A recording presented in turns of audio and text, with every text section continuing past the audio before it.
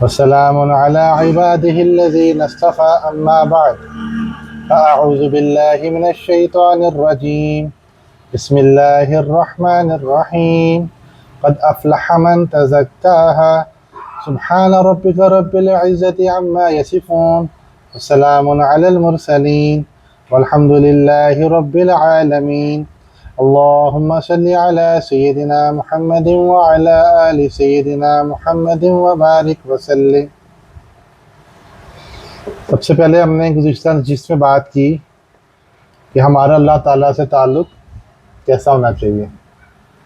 फिर हमने कुछ बात की कि हमारा आप सल्लल्लाहु ताला अलैहि वसल्लम से ताल्लुक़ कैसा होना चाहिए। फिर हमने बात की कि हमारा इंसानों के साथ, दोस्तों के साथ, घर वालों के साथ ताल्लुक़ कैसे होना चाहिए। आज हम कुछ बात करेंगे कि हमारा अपने साथ ताल्लुक़ कैसा होना चाहिए। एक इंसान का उसकी अपनी ज़ात से ताल्लुक़ कैसा होना चाहिए। आम तौर पर देखा गया है कि इंसान अपनी ज़ात से थोड़ा सा गाफिल रहता है। ज़िम्मेदारियां हैं, ड्यूटीज़ हैं, उसमें मसरूफ़ियात हैं, तो इंसान के पास इतना सोचने का वक्त ही नहीं है कि मैं तन्हाई में बैठ के मेरा अपनी ज़ात से, अपनी रूह से, अपने दिमाग से, अपने जिस्म से ताल्लुक़ कैसा है, मैं कैसा मेंटेन कर रहा हूँ अपने आप को। सबसे पहले हम बात करें कि हमारी मेंटल और इमोशनल हेल्थ कैसी है, ये पता होना चाहिए इंसान को।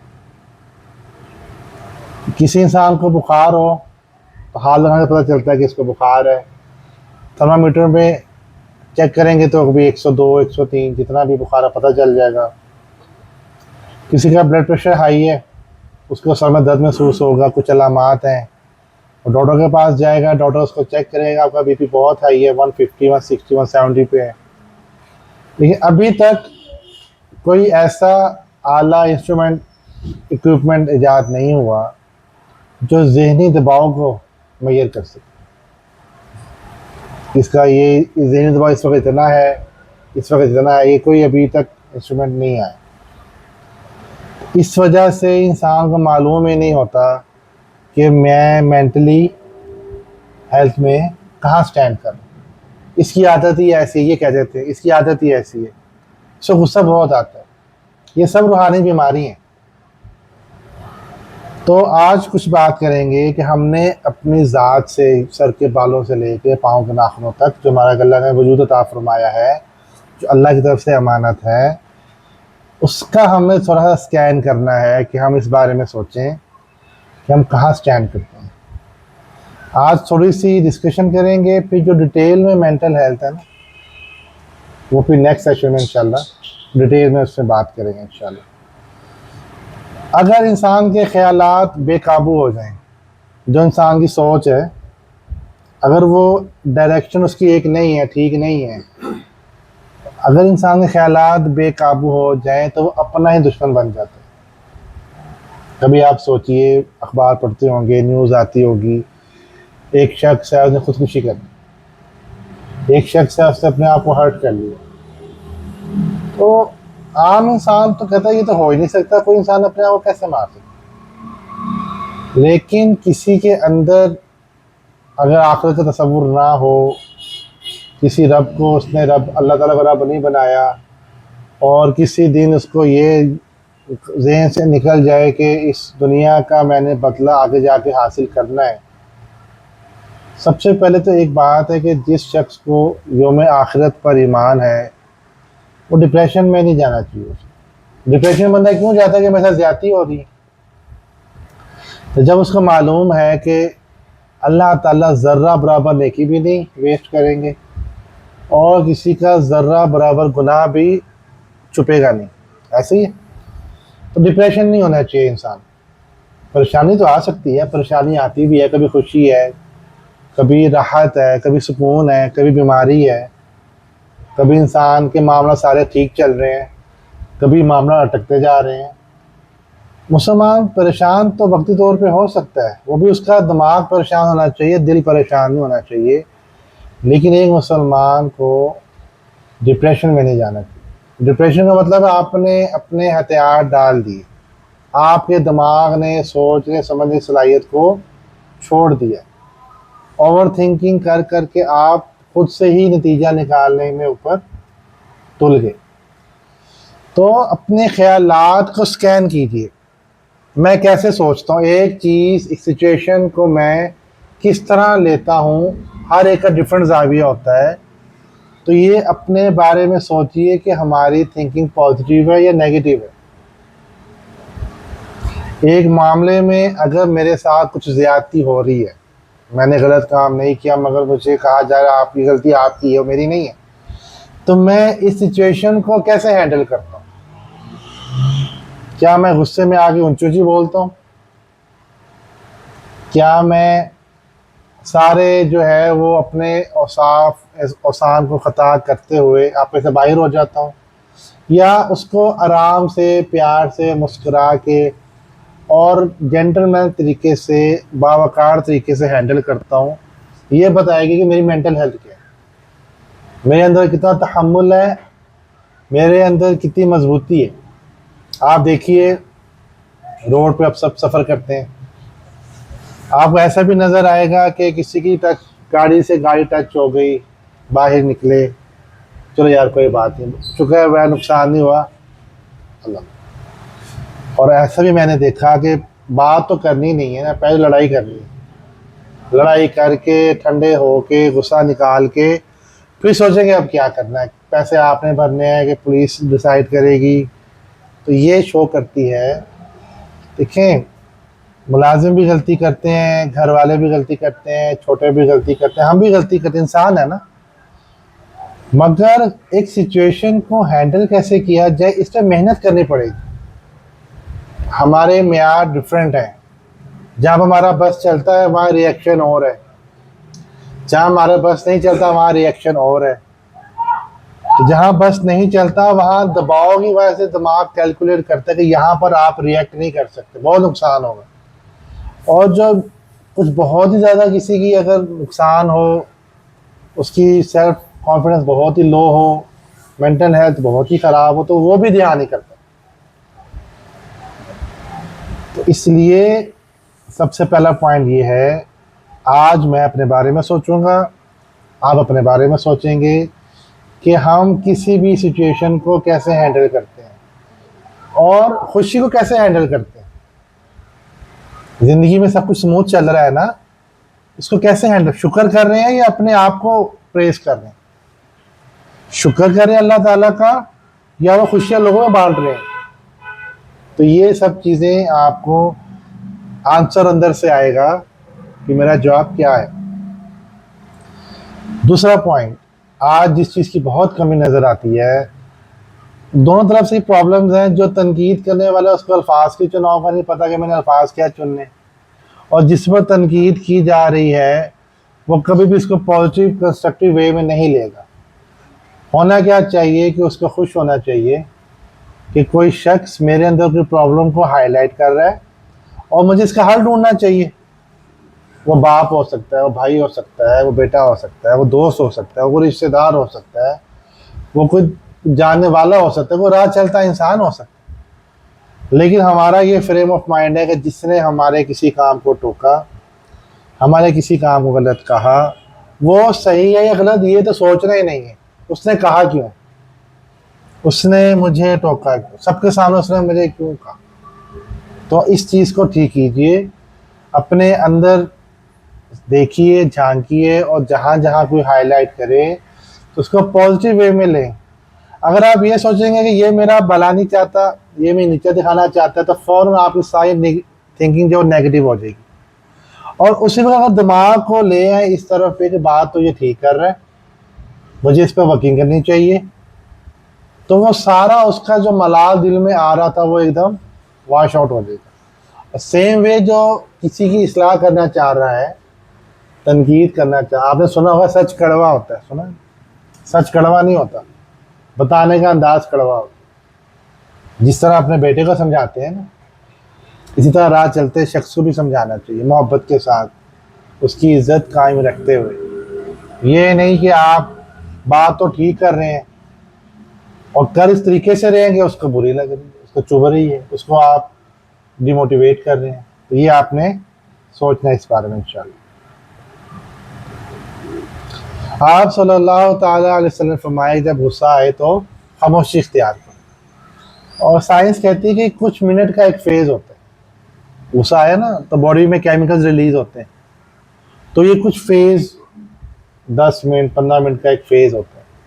इसमें आप बैठ जाइए, पानी पी लीजिए, अगर आपको लग रहा है कि इंटेंस सिचुएशन है तो बाहर चले जाइए, वॉक कीजिए जाके थोड़ी देर। और आप ये आजमा के देख लें, आपको किसी सिचुएशन में किसी पर बहुत गुस्सा आया हुआ है ना, आप वो 15-20 मिनट सिर्फ होल्ड कर लें अपने आप, उसके बाद आपकी रूटीन वापस आ जाएगी, आप पॉजिटिव दोबारा नॉर्मली सोचना शुरू कर देंगे। यहाँ पर प्रॉब्लम यही है कि उसी 15 मिनट में सब कुछ करना हमने, फिर हम कहते हैं मेरे से ये मसला हो गया, या जल्दी आओ जा, ये मसला हो गया यार। तो अपने अपने अंदर हज़रत जी फरमाते हैं, to run a big show one should have a big heart. वही नहीं है हमारे पास, दिल्ली की तो कमी है, इसलिए हम अपने अपने मसलों में फंसे हुए हैं। तीसरी बात, इस पर वर्किंग करनी है हमने, लोगों को माफ़ करना सीखना, दिल की सफाई करनी। हज़रत जी फरमाते हैं कि हमारा दिल डस्टबिन नहीं है, हमारा दिल डस्टबिन नहीं है, इसमें हमने जमा किया हुआ है महीनों का, सालों का, उसने तब ये कहा था, तब ये कहा था, तब ये कहा था। अपने दिल को हमने डस्टबिन नहीं बनाना। जिस शख्स ने कुछ बुरा कहा था ना, उसने कुछ अच्छा भी कहा होगा, किसी मौके पे उसने हेल्प भी की होगी, तो वो क्यों नहीं याद रखते हम। जैसे मैंने पहले अर्ज़ किया कि जो शैतान ने और नफ्स ने हमें दूरबीन दी हुई है ना, वो सिर्फ ऐप देखने के लिए और बुरी बातें देखने के लिए दी हुई है अनफॉर्चुनेटली। तो अल्लाह ताला को तो ये हुक्म और मंशा नहीं है। तो हमने क्या नियत करनी है कि हमने दिल की सफाई करनी है, डस्टबिन नहीं बनाना, इसमें कूड़ा करकट जमा नहीं करना। अल्लाह ताला की बहुत नेमतें हमें हासिल हैं, और आप यकीन कीजिए, तन्हाई में बैठकर सोचिए तो अल्लाह की नेमतें आप काउंट नहीं कर सकते, लिटरली नहीं कर सकते। अभी तो वो कुछ है जो हमें नज़र आ रहा है ना, वही काउंट नहीं कर सकते। जो कुछ बॉडी में चल रहा है, निज़ाम है, फिर अल्लाह ने हवा दी हुई है, अल्लाह ने रिश्ते दिए हुए हैं, अल्लाह ने दोस्त दिए हुए हैं, अल्लाह ने सेहत दी हुई है। डिटेल्स में जाते जाएंगे तो आप बस शुक्र ही निकलेगा दिल से। तो अपने दिल को हमें डस्टबिन नहीं बनाना। ऊंच नीच हर जगह होती, जहाँ पर हम रहेंगे कुछ इख्तलाफात भी होंगे, कभी कुछ मिजाज के खिलाफ बात भी होगी। एक मामला हुआ किसी के साथ, वो आपने याद रख लिया और छोड़ा ही नहीं, फिर 5 साल बाद उसको उस सिचुएशन ऐसी आई कि बड़ा परफेक्ट आंसर बनता था, फिर मैंने वो रेफरेंस कोट किया, तब आपने ये कहा था, तो ये आप समझ आए कैसे महसूस होता है आपको। तो ये करके हम उस वक़्त तो जीत जाएंगे, लेकिन आप सल्लल्लाहु अलैहि वसल्लम तरीमात के ख़िलाफ़ जाए। देखिए, सबसे अक़दस, सबसे बेहतरीन इस कायनात में आप सल्लल्लाहु अलैहि वसल्लम की ज़ात, और आप उनकी सीरत को देखिए कि ताइफ के नौजवान उन पर पत्थर बरसा रहे हैं, उनको भगा रहे हैं, और खून रिश्ता रिश्ता पाँव जूते मुबारक में जमा हो रहा है, और फिर बददुआ नहीं फरमा रहे। ये सिचुएशन ज़रा इम्प्लीमेंट तो कीजिए। हम तो बिल्कुल नाकिस भी, कोई लो दर्जा होता वो भी नहीं है, कंपैरिजन ही नहीं है।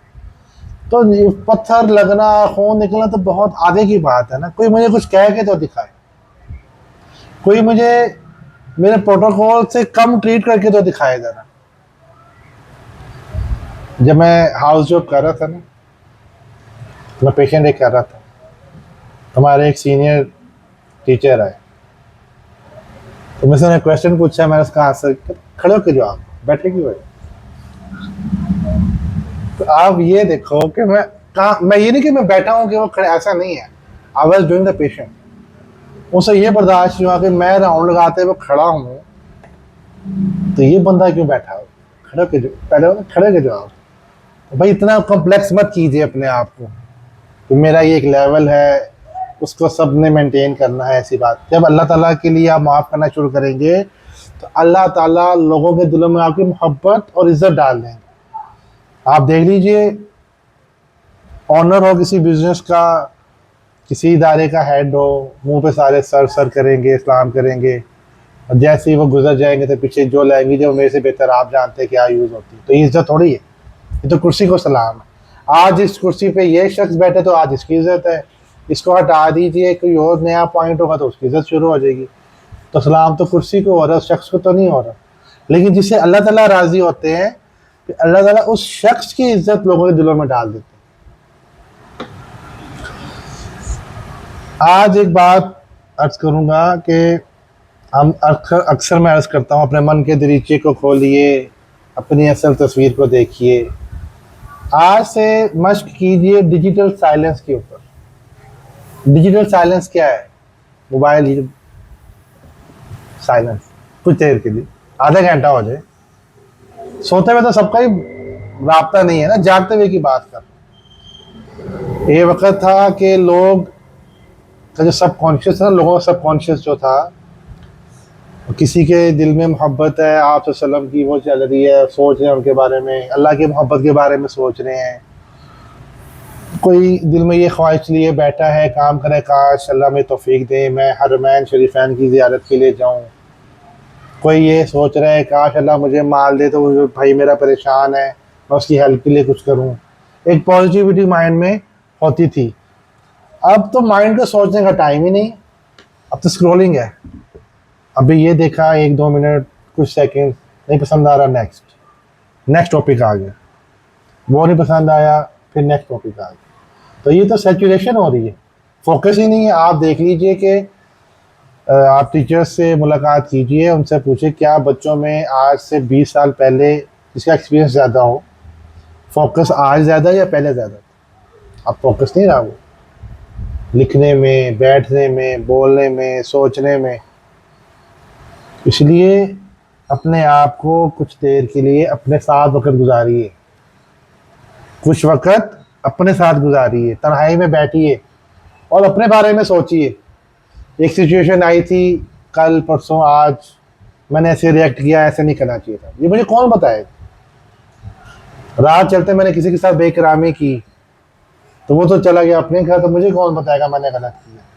जब मैं इखलास के साथ अपने आप के अंदर झांकूंगा तो आप यकीन कीजिए ऐसे पॉइंट्स आएंगे ना सामने, वन बाय वन, ये गलत किया, ये गलत किया, ये गलत किया, ये गलत किया। कुछ पहले हम अपने आप को डायग्नोज करेंगे तो ट्रीटमेंट की तरफ जाएंगे ना। हम तो समझते मैं तो बिल्कुल ठीक हूँ, मेरी क्या मसला है, मैं तो बात भी अच्छे तरीके से करता हूँ, मैं तो घर में भी अच्छा हूँ, मेरे तो कोई मसला तो है नहीं। जब ये सोच लेके रखें तो भी यहीं पे रहेंगे या नीचे जाएंगे, बेहतरी तो नहीं आने लगी। तो अपने आप को आपको स्कैन करना पड़ेगा। सोने से पहले कुछ देर के लिए, ज़रूरी नहीं है सोने से पहले, वो टाइम ऐसा होता है खामोशी होती है, कोई भी टाइम हो सकता है। किसी नमाज के बाद मस्जिद में बैठे हैं तो वहीं पर बैठे रहे, कौन उठाएगा आप? 10 मिनट के लिए बैठे रहे एक्स्ट्रा, क्या बात? और अपने बारे में सोचिए कि मेरी जो इंटरनल असेसमेंट बन रही है ना अल्लाह के सामने, हमारे कॉलेज में जब हम स्टूडेंट थे तो पूरे साल की इंटरनल असेसमेंट बनती थी, लेक्चर्स कितने अटेंड किए, टेस्ट कितने पास किए, वो एक दिन में तो चेंज हो नहीं सकती। पूरे साल की अटेंडेंस के हिसाब से उसके मार्क्स होते थे, पूरे साल की जो टेस्ट है वो काउंट करके पास है फेल है उसके, तो उसके मार्क्स अलग से रखे जाते। तो हम ये सोचते थे कि यार इसको तो हम जल्दी जल्दी चेंज भी नहीं कर सकते, तो किसी ने पढ़ाई ठीक तरह नहीं की, आखिर 2 महीने ज़्यादा पढ़ के वो कंपनसेट कर लेगा। लेकिन जिसकी अटेंडेंस ही शॉर्ट है पूरे 10 महीने की, तो कैसे ठीक है, एकदम तो ठीक नहीं कर सकता। तो ये जो मेरी ज़िंदगी की असेसमेंट चल रही है ना, कॉन्फिडेंशियल रिपोर्ट जो तैयार हो रही है, जिसे प्रमोशन मिलनी है या कुछ और होना, अल्लाह रहम करे सब पे, उसके बारे में सोचना पड़ेगा कि मैं रोज़ क्या भेज रहा हूँ आगे। मेरे जो दाएं बाएं फरिश्ते बैठे हुए हैं वो रोज़ क्या लिख रहे हैं, ये अपने आप से सवाल करना। ना मैंने आपके बारे में पूछा, ना आपने मेरे बारे में पूछा, तो फिर वो दूर भी ना देगी शैतान वाली, मसला यहाँ फंस जाता है हमारा। अपनी ज़िंदगी में अल्लाह ताला की ब्लेसिंग्स को ज़्यादा याद की। हमें दीन ने क्या हुक्म दिया कि दुनिया के मामले में अपने से नीचे को देखिए और दीन के मामले में अपने से ऊपर को देखिए। आप ये अपने ऊपर एक्सरसाइज करके देख लीजिए। अगर आप लोगों के बारे में इस तरह फ्रेम ऑफ माइंड से देखेंगे तो आप ऐसे ऐसे लोग नजर आएंगे, आप कानों को हाथ लगाएंगे। इसी इसी 25 की बात कर रहा हूँ। आज भी ऐसे लोग वक्त गुजार रहे हैं जो हमारे मुताबिक पॉसिबल ही नहीं है गुजारना, लेकिन वो उसमें सब्र भी कर रहे हैं, गुजारा भी कर रहे हैं। और अगर उनका अल्लाह से ताल्लुक है, सब्र है, शुक्र है, तो वो उसमें परेशान नहीं होंगे। आप देख के परेशान हो जाएंगे। तो जब आप किसी को ऐसी हालत में देखेंगे जिससे अल्लाह ताला ने तकसीम करते हुए उससे थोड़ा सा कम रखा, क्योंकि ये तो एग्ज़ाम है ना, फाइनल डेस्टिनेशन तो ये है नहीं दुनिया, तो फिर क्या होगा कि आप इसमें शुक्र बढ़ता चला जाएगा, बढ़ता चला जाएगा। कुछ मैंने हेडिंग्स पे बात की मेंटली अप्रोच के बारे में। अब कुछ बात करते हैं अपने स्पिरिचुअल के बारे में, रूहानी तौर। तो ये थिंकिंग है, ये मैं इस बारे में बात की। एक होती है इंसान की रूहानियत, तकब्बुर, हसद, कीना, बुग़्ज़, ये आपने सुना ही हुआ है, लालच। ये रूहानी अमराज है। जिस्मानी अमराज से पता है, ब्लड प्रेशर, शुगर, किडनी के इश्यूज हैं, सर दर्द है, वहाँ पता ही है। अपने अंदर रूहानी स्पिरिचुअली स्कैन करना, तो ये बाद में अब आगे सेशन चलेंगे तो एक एक के बारे में डिटेल से बात करेंगे इंशाल्लाह। अभी तो हम बस एक ओवर आउटलाइन डिस्कस कर रहे हैं। उसके बाद फिर इंशाल्लाह अगला सेशन करेंगे मेंटल हेल्थ के ऊपर, फिर इबादत में नमाज से शुरू होकर रोज़ा, ज़कात, हज, फिर जो हमारा इखलाकी पहलू है, फिर ये रूहानी बीमारियाँ हैं। तो इंशाल्लाह आहिस्ता तौफीक देगा तो हम बात करेंगे इसके ऊपर इंशाल्लाह। तो अपने स्पिरिचुअली, आपने आपको स्पिरिचुअली स्कैन कीजिए, रेट कीजिए कि मैं कहाँ पे स्टैंड कर रहा हूँ। उसके लिए क्या करना पड़ेगा? जिक्र करना पड़ेगा, अल्लाह की मोहब्बत दिल में लानी पड़ेगी। जिस जिक्र करेंगे, तिलावत करेंगे तो दिल की सफाई होती है। आपकी जो अंदर रूहानी अमराज हैं वो आहिस्ता आहिस्ता इम्प्रूव हो जाते हैं। किसी अल्लाह वाले से जुड़ना पड़ेगा, उसको अपनी कैफियत बतानी पड़ेगी, फिर वो बताएंगे ये जो आप सोच रहे हो इसकी वजह ये कि आप अंदर ये मसला है, इसको ठीक करो, तो आपकी ये कैफियत ठीक हो जाएगी। खामोश बैठना सीखिए, जो कि बड़ा मुश्किल है आजकल। खामोश का मतलब ये है कि मोबाइल भी नहीं यूज़ कर रहे और बातें भी नहीं कर रहे। अपने बिजनेस के बारे में सोच लीजिए, अपनी स्टडीज़ के बारे में सोच लीजिए, अपने जो आपने प्लान्स किए हुए हैं, 5 ईयर प्लान है, 10 ईयर प्लान है, उसके बारे में वर्किंग कीजिए। ये पॉजिटिव थिंकिंग है। लेकिन उसने ये कहा, कब कहा, कैसे कहा, ये सबको बताना कि वो आगे ट्रांसफर, डाटा ट्रांसफ़र हो रहा है, हो रहा है, हो रहा है। गुनाह का तो फैक्टर है ही है ना, वो तो नेकियां देनी पड़ेंगी गिबत करेंगे तो। मेंटल हेल्थ ख़राब हो जाएगी, आप फिजिकल हेल्थ ख़राब हो जाएगी। सोच सोच के कॉर्टिसोल निकल निकल के बॉडी हमारी ख़राब हो जाएगी। सख्त बात हो जाए, किसी से नाराज़गी वाला काम मुझसे हो जाए, तो फ़ौरन अपने आप को कनेक्ट करके अल्लाह ताला से अपने आप को भी बताओगे तुमने गलत किया है, अल्लाह से माफ़ी मांगो, उस शख्स से भी सॉरी कर लो, उसी वक्त कोई बात नहीं, कोई हर्ज वाली बात नहीं।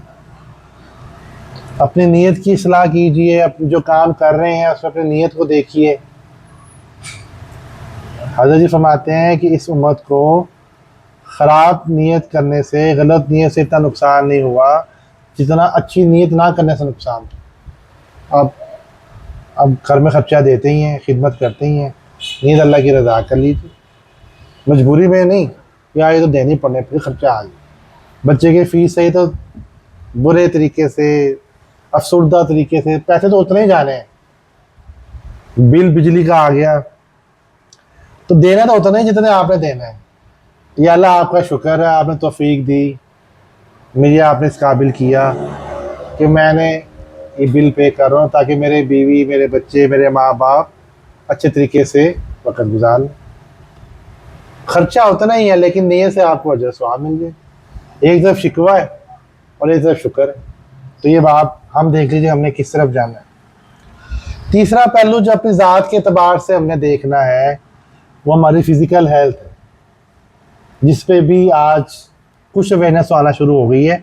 वो क्यों आना शुरू हो गई है कि दाएं में नज़र आ रहे हैं वाक़यात, हमारे इर्द गिर्द क्या वाक़यात हो रहे हैं। 25 साल का नौजवान, 30 साल का नौजवान, 40 साल का नौजवान हार्ट अटैक हो रहा है, स्ट्रोक हो रहा है, किसी को डायबिटीज़ हो रही है, किसी के किडनीज का इशू आ रहा है 40s में, किसी का मोटापा कंट्रोल नहीं हो रहा, किसी की शुगर कंट्रोल नहीं हो रही, फिर हम देखते हैं यार इसका तो बुरा हाल हो गया, मैं बच जाऊं। तो अब देखने में आया कि कुछ लोगों में अवेयरनेस आना शुरू हुई है। इससे पहले कि देर हो जाए, अपनी फिजिकल हेल्थ को देखिए, अपने रूटीन के टेस्ट करवाइए। ज़रूरी नहीं कि बीमारी में ही टेस्ट करवाने हैं जाके, एक नॉर्मल सा जो एक डॉक्टर से मशवरा कीजिए। अगर 30s में है या 40s में जो है ना, उसको तो कुछ बुनियादी टेस्ट ज़रूर करवा लेने चाहिए एहतियातन। अपना लाइफस्टाइल ठीक कीजिए, वॉक कीजिए, हेल्दी फूड खाइए, और जो है जिस्म के मुताबिक स्कैन कीजिए, और वेट है तो वेट ठीक कीजिए। तो सारे काम आप करेंगे तो आपकी फ़िज़िकल हेल्थ अच्छी होगी, तो नमाज़ पढ़ने का मज़ा ज़्यादा आएगा। घुटनों में दर्द, आप देख लीजिए मस्जिद आप जाती हैं अल्हम्दुलिल्लाह, कभी पूछिए किसी कुर्सी वाले से दिल करता सजदा करने को, अगर उसका अल्लाह ताला को शायद उसके आंसू निकले उसी वक्त, यार मैं तो दिल करता है मैं अल्लाह के सामने सजदा करूँ, मैं घुटनों में मैं कर नहीं सकता। तो एकदम तो घुटने ख़राब नहीं होते। अपने इस नीयत से अपनी सेहत का ख्याल रखिए कि मैं अल्लाह की इबादत बहुत अच्छे तरीके से कर सकूँ। नीयत ही है ना, मैंने नीयत की बात की मैंने। तो अपनी सेहत का ख्याल रखेंगे। हमारे मुआशरे में यूजुअली सेहत पर खर्च करने को नुकसान समझा जाता है। अच्छी खुराक खाने को जो सेहत के लिए अच्छी हो, एक टेस्ट है वो एक अलग फैक्टर है, वो तो टेस्ट से तो सब खर्च करते हैं। सेहत के लिए जो खर्च करना पड़े वो हम कहते यार ये तो बहुत एक्स्ट्रा खर्चा, ये एक्स्ट्रा खर्चा नहीं, इन्वेस्टमेंट है आप। तो हमें अपनी सेहत पर इन्वेस्ट करना है। चौथी और आखिरी पॉइंट हमारा, अपने करेक्टर बिल्डिंग के ऊपर तवज्जो कीजिए। मेरा घर में मेरा क्या इमेज बिल्ड हो रहा है, मेरे ऑफिस में, मेरी वर्क प्लेस में मेरा क्या इमेज बिल्ड हो रहा है, मेरे इलाके में, मेरे हमसाय मेरा क्या इमेज बिल्ड हो रहा है, और एज ए इंसान मेरा क्या इमेज है, और एज ए मुसलमान मेरा क्या इमेज है। इस पर वर्किंग कीजिए। हर इलाके में कोई ना कोई मशहूर शख्सियत होती है, इससे बात नहीं करनी, ये तो लड़ाई करता है बस, कहीं मेरा कैरेक्टर ऐसा तो नहीं बन रहा, ये तो मैं किसी के बारे में सोच रहा हूँ, तो मेरा कैरेक्टर क्या है ये तो लोग बताएंगे ना, मुझे तो सब अच्छा लगता है अपने बारे में। तो चौथा पॉइंट हमारा ये है कि हमने अपने मॉरल्स के ऊपर, एथिक्स के ऊपर काम करना है। आज से नियत करनी है, इस पर ध्यान देना है कि मेरे वैल्यूज़, मॉरल वैल्यूज़ मैं कितनी अडॉप्ट कर रहा हूँ, मेरी एथिकल वैल्यूज़ कितनी है, मैं बच्चों को क्या ट्रांसफ़र कर रहा हूँ अपने बच्चों को, मैं अपने घर में क्या माहौल बनाया हुआ, किस चीज़ पे डांट पड़ती है, किस पे नहीं पड़ती। तो मेरे से बेहतर आप जानते हैं कि कितनी ज़रूरत है इसके ऊपर, कितनी मेहनत की ज़रूरत है। इससे बस जब बात ही कभी हुई नहीं, इस पर कभी सोचा ही नहीं बैठ के, तो फिर कैसे काम होगा हमारा, ठीक है ना। तो ये मैंने कुछ पॉइंट सर्च किए। हर दिन सोने से पहले अपने आप से कुछ सवाल कीजिए, क्या मैंने आज सब्र किया है किसी मौके पे। मौका मिल ही जाता है दिन में, कोई ना कोई ऐसा मौका आ ही जाता है कि सब्र बंदा करे। क्या मैं सब्र किया, क्या मेरी ज़ुबान से या मेरे हाथ से किसी को तकलीफ हुई, मैंने अल्लाह का जिक्र कितना किया, अल्लाह को याद कितना किया, अल्लाह से बातें कितनी की, अल्लाह से दुआ कितनी की। ये तो मैं बात को तो लंबा टाइम ना, आपको सोचने में तो शायद 2 मिनट काफ़ी होंगे, आपकी पिक्चर सामने आ जाएगी मेरी और आपकी। एहसास जिम्मेदारी लाइए, आखिरी बात है बस। इस चारों पॉइंट्स को अगर हम कन्वर्ज करें तो ये सारी चीज़ें कन्वर्ज होती हैं एहसास जिम्मेदारी, रिस्पॉन्सिबिलिटी के ऊपर। जो शख्स जिम्मेदार होगा वो अपने बारे में भी सोचेगा, वो अपने रूहानी सेहत के बारे में भी सोचेगा, और जिस्मानी सेहत के बारे में भी सोचेगा, वो मेंटल हेल्थ के बारे में भी सोचेगा, और मॉरल वैल्यूज़ के बारे में भी सोचेगा। आप यहीं से अंदाज़ा लगाइए कि हम डॉक्टर के पास कब जाते हैं, जब हमारी बात हो जाए। मेरा ताल्लुक डेंटिस्ट्री से है, तो हमारे पास पेशेंट कुछ ऐसे तब आते हैं कि पहले मेडिकल स्टोर पर जाएंगे, या दांत दर्द की दवाई दे दो, वो खाते हैं, उससे आराम आ जाता है। फिर कुछ अर्से बाद दोबारा दर्द होती है, फिर वो दवाई खाते हैं, फिर आराम आ जाता है। फिर जब दोबारा इन्फेक्शन बढ़ता है तो उस दवाई से आराम नहीं आता, फिर वो कुछ इंजेक्शन वगैरह लगवाते हैं, खुद सेल्फ मेडिकेशन चल रही है। जब दवाई का असर होना ख़त्म हो जाता है, दवाई खाइए मगर दर्द ठीक नहीं हो रहा, फिर सोचते हैं हम चेकअप ही करा लें, अब तो जाना ही पड़ेगा मजबूरी में। मैं शुरू में अर्ज़ किया ना, ये हेल्थ पे खर्च करना ये कॉस्ट नहीं है, इन्वेस्टमेंट। फिर क्या होता है कि मामला बिगड़ जाता है। फिर आपके जाने वाले हों डायलिसिस के, खुदा ना खास्ता, आप उनकी ज़िंदगी स्कैन कीजिए, वो यहाँ तक कैसे पहुँचे, आपको पूरा हिस्ट्री नज़र आएगी आपको। शुगर थी, अगर डायबिटीज़ वो कंट्रोल नहीं थी, ब्लड प्रेशर था वो कंट्रोल नहीं था, जो और फैक्टर्स थे उन पर ध्यान नहीं दिया, कंटिन्यू ऊपर जा रहा है तो जा रहा है, लाइफ हैबिट्स चेंज नहीं की, ईटिंग हैबिट्स चेंज नहीं की, तो डिज़ास्टर के बाद फिर मजबूरी में डायलिसिस तो करवाने पड़ेंगे। तो यही हमारी जिस्मानी सेहत का असूल है, यही रूहानी सेहत का असूल है। देखिए, तकब्बुर, हसद, कीना, बुग़्ज़ इस दुनिया में ठीक कर लेंगे तो अल्लाह के सामने पाक साफ होकर पेश हो जाएंगे, वरना तो भट्टी अल्लाह ताला ने रखी हुई है आगे, वहाँ पे सबकी सफाई खुदा ना खास्ता किसी की भी ना हो, अल्लाह माफ़ करे।